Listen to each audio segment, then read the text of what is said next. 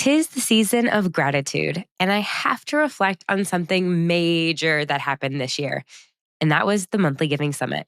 In September, more than 2,100 of you from 47 countries registered to focus your time and attention on recurring giving. Snaps. Now, this event would not have been possible without the support of our partners. At the growth level, Neon One, I Donate, Give Butter, and Donor Perfect, and our sustainers, Community Boost, and Letter Labs. They believed in me for the first ever virtual global event solely focused on creating subscriptions for good. Please give them a virtual round of applause. And with that, we're coming back, y'all. The second annual virtual Monthly Giving Summit will happen February 26th and 27th. We are not making you wait a whole year. It's going to be over 2 half days again, 1 to 4 p.m. Eastern Time. So save the date and apply to be a speaker this year at monthlyGivingSummit.com. I hope to see you there. Now, before diving into today's episode, if you're a fan of this show, you might also enjoy the Nonprofit Podcast, hosted by DonorBox Education and Community Engagement Manager Jenna Lynch and fundraising strategist Britt Stockard. I have been very fortunate to be a recent guest, as it is packed with immediately implementable ideas that will up your fundraising game. So check out the Nonprofit Podcast and let me know what you think. I did some research after Giving Tuesday, reaching out to multiple nonprofit tech platforms to see if the overall 16% year-over-year increase in giving translated to recurring donations. Like, how are we scoping out here? And wow, did it ever. Neon One reported that 5% of new donors were recurring contributors. GoFundMe and Classy saw over 6,000 new nonprofit recurring plans established. This is just for Giving Tuesday, by the way. Fundraise Up recorded a 10.6% surge in first-time monthly donors year over year, plus a nearly 14% gift value increase. And Give Butter processed 3,600 recurring donation payments, up from 2,300 in 2023. All of that is just on Giving Tuesday. So it's not just about the numbers, though. I think we're seeing a fundamental shift in how organizations think about recurring giving. I'm Dana Snyder, your host of the Missions to Movements podcast, and my path to philanthropy has been anything but traditional. This show is your weekly mastermind, designed to give you the ideas, insights, and support you need to push the boundaries of what's been done before in nonprofit marketing and fundraising. Whether you're looking to build a magnetic monthly giving program, elevate your personal brand, or create partnerships that amplify your impact, this space is for you. I'll bring you solo episodes and conversations with industry leaders, offering actionable strategies and fresh perspectives that will move you and your mission forward. Let's turn your mission into a movement. Merry Christmas. And if you don't celebrate Christmas, I hope you are having a wonderful holiday season. And as I sit here recording this special episode for Christmas Day, I love thinking about what makes this time of the year so special. It's when people come together with families, with friends, with extraordinary generosity and a desire to make the difference. And I know that's exactly what you and our nonprofit community does every single day of the year. You are the ones who keep the spirit of giving alive and well beyond this holiday season. You're the ones who turn compassion into action, who transform good intentions to real impact. So I hope you're taking some well-deserved downtime right now. Maybe you are listening to this while wrapping a few last-minute presents or getting a head start on your 2025 planning. As we wrap up 2024 and look ahead to 2025, I wanted to put together an episode that's a comprehensive look at the trends and opportunities that can really help you and your organization create even more impact in the coming year. So think about this as a little special Christmas treat packed with some data, some examples, and insights that can hopefully transform how you connect with supporters in the new year. So without further ado, let's dive into my 5 key trends and predictions where nonprofits should invest in 2025. Number 1 is AI. Now, when I say AI, I know it's been getting a buzz for quite a while now. And AI, if you're not familiar, is artificial intelligence. And you might be thinking, here we go again, but stick with me because I really think that AI might be a helpful solution to two of our sector's biggest challenges: limited bandwidth and funding constraints. So, what's really exciting about AI coming into 2025 is I think we're more familiar with it, more open to testing it, and it's becoming more accessible than ever before. Tools like Claude AI and Perplexity are really opening up access to more of what the AI capabilities could be like and how we can think about them in our more day-to-day tasks. So let's talk about a few of them. You can use it to help write grant proposals, creating personalized donor communications, analyzing your program data, streamlining admin tasks. And platforms like Cadenza and Cassidy really take it a step further by really specializing, Cadenza in particular, in nonprofit specific needs like grant writing. And Cassidy can help you on workflow automation for your whole team. So, how does this play out in the real world? I did some research. And first, let's look at the American Red Cross. They've implemented AI in a fascinating way, using it to analyze social media data for disaster relief targeting. Think about how amazing this is. Instead of waiting for formal reports or relying on manual monitoring, they're using AI to identify areas that need immediate disaster relief in real time. This means faster response times and way more efficient resource allocation. So that's one way. Second, Greenpeace Australia in particular. They partnered with a tool called Daytaro. They utilize AI and their intelligence to tackle a common challenge, donor retention. So they use AI to analyze patterns in donor data, and they were able to identify in this one specific case study, identify and save 64 donors who would have otherwise lapsed. That translated into over $23,000 in retained annual revenue. Now, you might think that doesn't sound huge for a large organization like Greenpeace, but really think about the implications when scaled across your entire donor database. And then third, UNICEF has taken a different approach. They've implemented AI chatbots to handle initial donor interactions, share program details, and answer some common questions. This really frees up their time to focus on complex donor relationships and providing those quick responses to some basic inquiries that are probably coming up all the time that their team just doesn't have bandwidth for. So these are three very different ways to think about how you could implement AI. And there's many, many, many more in what you do. But you can think about it as being more than just a tool that you can use to format and change and update emails. So really think about in the new year, how can you use AI creatively in your nonprofit? And honestly, that could be a prompt. Ask ChatGPT, ask Claude, give it some information about your organization, about your mission, and ask it, how could we more creatively utilize AI in our organization, and see what it says.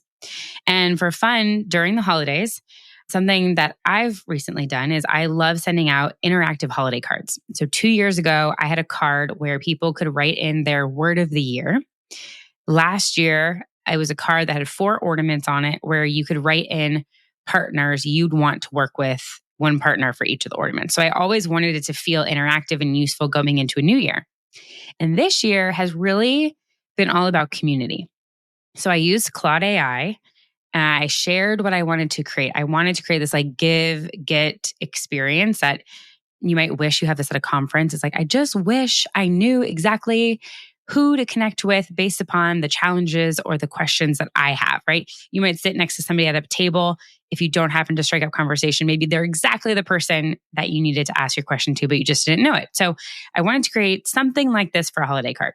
So I explained that to Claude, and I wanted it to be around like gratitude and the holidays. And so it created a gratitude garland. So basically, you fill out a form with the expertise that you can share, and then also put in what support you're seeking. And you can filter and match and then connect with that person on LinkedIn to have a conversation. So if you want to view my AI holiday card this year and get matched, you can head to positiveequation.com/Garland, GARLAND, or click below in the show notes. And Tim Lockey is one of my favorite experts on AI. So if you're just starting out or if you want to brainstorm with somebody, he has a great course that's called AI for Anyone. I will link to it down below. You also get a discount if you use the code EQUATION. You get 5% off. And overall, he's just such a brilliant expert in this space. So number one is specifically AI, really the game changer we've been waiting for. Number two, the impact creator economy and employee advocacy revolution. So I want to talk about something that I think is really transforming how nonprofits tell their stories. That is the rise of impact creators. I will explain what this means, and employee advocates. And it's particularly fascinating because it's happening at these two different levels. External influencers that you partner with and your very own team members. And I want to start just with some eye-opening data from the Social State of Giving report by GoFundMe and Classy. They found that over half of Gen Z trusts impact creators to donate on their behalf. Like, think about that for a moment. Over half trusts impact creators to donate on their behalf. So they are giving them money, PayPal, Venmo. We are seeing a fundamental shift in how younger generations are engaging with causes. And there's a few impact creators I just wanted to highlight who are doing this really well. If you go to at Mama Dr. Jones, she's a doctor. She has really taken women's health education to platforms like YouTube and TikTok and Instagram, making complex medical information really accessible and engaging. And she combines her personal expertise with storytelling. Another person is Brittany Packard Cunningham. It's Miss Pack Yeti. And she drives conversations about social justice and race equity. And what makes her approach so unique is how she really provides these actionable steps for change, and she amplifies marginalized voices. And then I don't want to forget, I talked about her on a LinkedIn post, is little Miss Flint, Mary, who just at 16 years old has become one of the most powerful voices for clean water access. And what I love is that it shows that no matter the age, there's no barrier to creating really meaningful impact through social media. So there's the impact creator part. We're working with people and we're partnering with people outside of our cause to raise awareness and support for what we do. But then here's where I think it also gets really interesting for nonprofits, and that's the rise of employee creators. This is a trend that's transforming how organizations engage with both internal and external audiences. And I strongly believe that your team members are becoming powerful content creators and advocates for your cause if we kind of give them the runway to do so. And here's why I think this works so well. One is authenticity. Audiences are increasingly skeptical of traditional marketing, but very highly receptive to genuine stories from real people. And your employees can provide that really authentic viewpoint of your organization's values and impact. Second, the platforms themselves are really evolving to support this. Let's look at LinkedIn, for example. They become a powerhouse for professional storytelling. I've seen this in my own channel. And so if you look at the difference of on LinkedIn, you might only need a few thousand followers to make a huge impact, whereas Instagram, you might feel like you need millions. So the platforms are evolving here. TikTok is perfect. And we see this a lot, day in the life content. Again, humanizing the organization. Instagram really help highlighting the behind the scenes moments through stories. So I think by empowering your employees to become content creators, having a plan, you can reach broader audiences and really foster this deeper connection between your mission and the public. So there's expanded reach, right? This organic exposure that can be really effective more than traditional marketing. Another pro is, I think, improved recruitment. So employee creators are also really helping for talent attraction. When potential candidates see real employees sharing these positive experiences and insights into the culture of working for the organization, they're going to be more interested in joining. And platforms like TikTok and LinkedIn have become essential recruitment tools. Increase brand loyalty. Employees who become brand advocates, I think, also foster a sense of pride and belonging. This not only enhances the internal culture, but it builds external brand loyalty as well. And then, of course, there's the cost effectiveness that comes into this. It's way more cost effective for employee-generated content than traditional advertising. So if your employees are interested in doing this, I strongly recommend coming up with a strategy, asking them, coming up with a plan of what this could look like for your organization, what channels you want to work with, how often do you do this? Like, let the creativity brainstorm begin, because you can have your own unique solution to this. Number 3, social selling and social giving 2.0. I'm calling this a new frontier. And I know some of you might be thinking, well, isn't this just another fancy term for social media fundraising? No. So Facebook launched its fundraising feature around 2 years after introducing the donate button in 2013.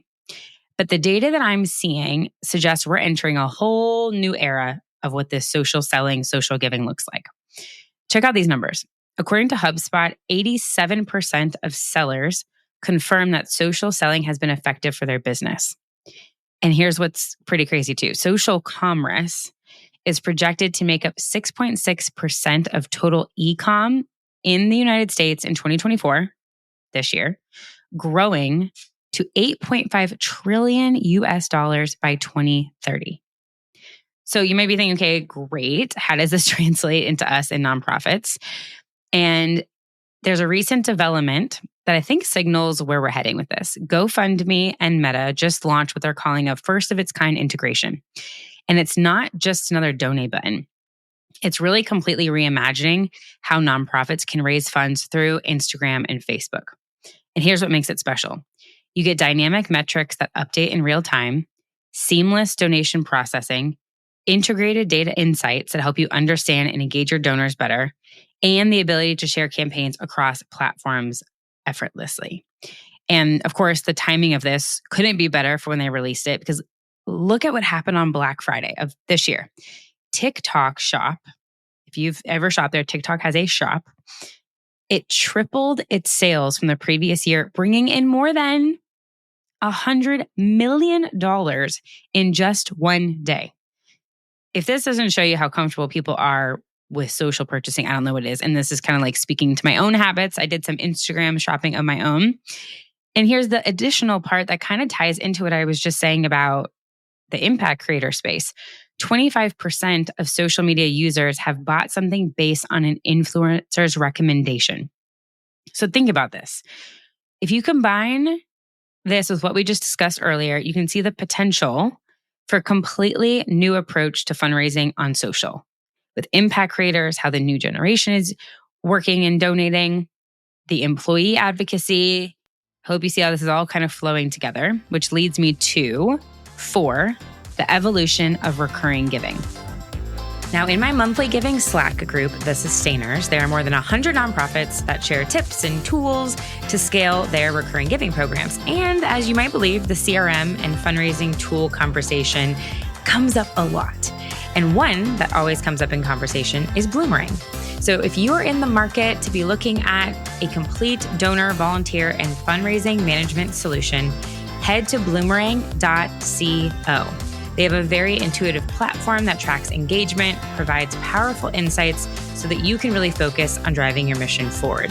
So join thousands of small and medium-sized nonprofits that are already thriving with Bloomerang. And again, you can visit bloomerang.co to elevate your fundraising today. Drum roll, please. In case you missed the announcement, no FOMO allowed here. The Virtual Monthly Giving Summit is back February 26th and 27th, bringing together nonprofit leaders, experts, and changemakers from around the world to help you create subscriptions for good. This past September, every speaker was compensated, and that was made possible by our partners at the growth level, Neon One, I Donate, Give Butter, and Donor Perfect, and our sustainers, Community Boost, and Letter Labs. If you are in year-end research mode of some new tools from CRMs to donation platforms, direct mail tools, please do me a favor, click the links in the show notes below to learn more about these amazing partners And if you are interested in presenting a case study at the next Monthly Giving Summit, please apply. So you can see all of these links down below in the show notes, or head to monthlyGivingSummit.com to learn more and apply to speak. Now, if you have listened to any of my episodes, you know that I produce the Monthly Giving Summit. It's coming up in February. Registration is open. So recurring giving is nothing new. However, I did some research after Giving Tuesday, reaching out to multiple nonprofit tech platforms to see if the overall 16% year-over-year increase in giving translated to recurring donations. Like, how are we scoping out here? And wow, did it ever. So let me share some very fresh numbers that are telling a really great story for 2025. Neon One reported that 5% of new donors were recurring contributors. GoFundMe and Classy saw over 6,000 new nonprofit recurring plans established. This is just for Giving Tuesday, by the way. Fundraise Up recorded a 10.6% surge in first-time monthly donors year over year, plus a nearly 14% gift value increase. And GiveButter processed 3,600 recurring donation payments, up from 2,300 in 2023. All of that is just on Giving Tuesday. So it's not just about the numbers, though. I think we're seeing a fundamental shift in how organizations think about recurring giving. It's not just this monthly button that's there. It's about community building. It's about understanding that we need a sustainable, recurring base of support to have more predictable revenue, right? And organizations are really thinking about, how do we cultivate this super fan base? So this is looking like exclusive spaces where monthly donors can meet up, and how can they meet each other associated with the cause? Are there private Slack channels that are going to come up? Are there quarterly meetups? Outside of just the perks that people get individually, how are they going to be brought together as a community of monthly donors to meet each other? Second, I really think monthly donors are turning into peer-to-peer fundraising powerhouses. So people who say, I'm in for the long haul as a monthly donor, are going to do likely more. This is proven. They're going to do more than just give a monthly gift. So if these sustainers are provided with special tools and resources and the ask, they will definitely amplify their impact beyond monthly gifts. And third, and I think this is really exciting, is I'm seeing more ambassador programs. So monthly donors are becoming your advocates who, again, not only give, but actively participate in spreading your message and mission. The other side of recurring giving that I'm seeing happen is when you have all of this emphasis on building these programs and these communities, I think what we're going to start to see a lot of in 2025 is organizations hiring sustainer roles. And I'm already seeing it. Oxfam has an associate director, sustainer acquisition and marketing strategy.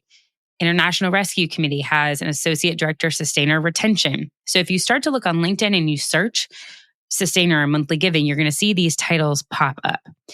And if you're going to make it a priority, recurring giving, there should be a dedicated team member or consultant or virtual assistant or somebody whose really sole role is helping manage that growing community. One of my favorite resources, I talked about this on my favorite things, is More Than Giving. If you go to their website, they have nonprofit specific virtual assistant VA support. The link is in the show notes for that one. So that's kind of what I'm seeing for recurring giving in the new year is going to be this like bigger focus on connecting internal communities of monthly giving programs. Yes, growing them, of course. And then secondly, growing the internal teams to support these programs, which I will talk about the Monthly Giving Summit leading up to my next prediction, which is number 5, which is this renaissance of niche live and in-person experiences. So my final prediction, half of it, might seem counterintuitive to this increasingly digital world, but I think we saw it this year, and I think we're definitely going to see it even more so next year, is a significant return to in-person community experiences. And if you're going to do digital, niche down is the way to go. I think people are looking for very specific answers to their challenges, to their questions. They don't want a broad thing like, dive in hard and get into the nitty-gritty. And one thing about the niche virtual events is I literally lived this year with the Monthly Giving Summit. And I think it's only getting stronger. There was nothing like this that ever existed. Most nonprofit events talk about lots of different things, right? Lots of different fundraising angles. They might talk about grants. They're going to talk about marketing. They're going to talk about mindset. Literally every topic under the sun, right, is usually what you get when you attend a conference. There was nothing this dialed into one singular topic. And I had no idea how it was going to go. And it blew my mind. With 2,100 registrants from 47 different countries, this was a global conversation that people cared about. And it wasn't only with the registration.